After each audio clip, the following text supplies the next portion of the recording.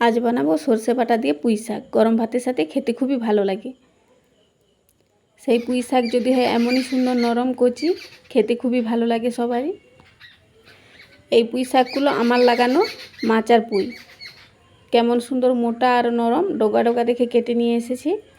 পুঁই মাচা দেখাতে পারলাম না, যখন মিটুলি ধরবে তখন দেখাতে নিয়ে যাব। আর হ্যাঁ, তোমাদের একটা কথা বলে রাখি, এখন তো বর্ষাকাল, তাই আমার থাকার ঘরের ভেতর ভিডিও বানাচ্ছি গ্যাস ওভেনে। এই বর্ষা চলে গেলে আবার মাটির উনুনে রান্না করব। চলো এবার শাকগুলো সুন্দর করে কেটে পরিষ্কার করে বেছে ধুয়ে নেব। আর হ্যাঁ, শাকের মধ্যে কিন্তু অনেক নোংরা থাকতে পারে, সেজন্য 2-3 বার ধরে জল পাল্টে পাল্টে ধুয়ে নেব পরিষ্কার জলে। শাকগুলো সুন্দর করে ধুয়ে নিয়ে রেখে দেবো একটা ঝাঁঝরিতে করে। এতে অনেকটা শাক থেকে জল ঝরে যাবে। ভিডিওতে যখন আমি ভয়ে দিচ্ছি, পাখিরা প্রচণ্ড চেঁচামেচি করছে, হয়তো তোমরা শুনতে পাচ্ছ।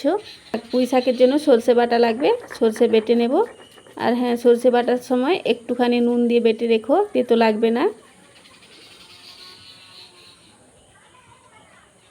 সর্ষে বেটে নিয়েছি, এবার তুলে নেব। এবার রান্না করে নেব। কড়াইতে দিয়ে দিয়েছি সর্ষের তেল। সর্ষের তেলে রান্নাটা করলে খেতে বেশি ভালো লাগে।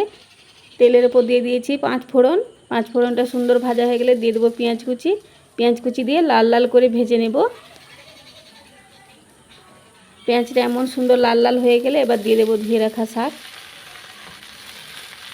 এবার ভালো করে নেড়ে চেড়ে ভেজে নেব।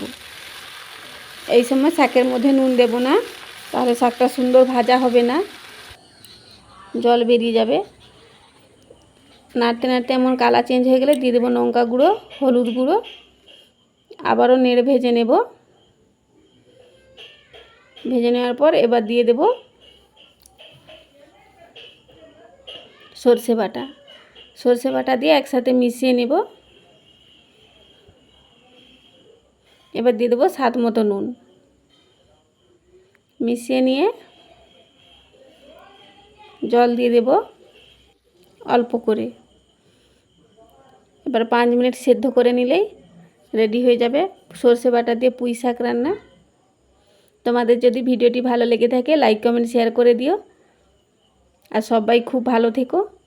ধন্যবাদ পুরো ভিডিওটা দেখার জন্য।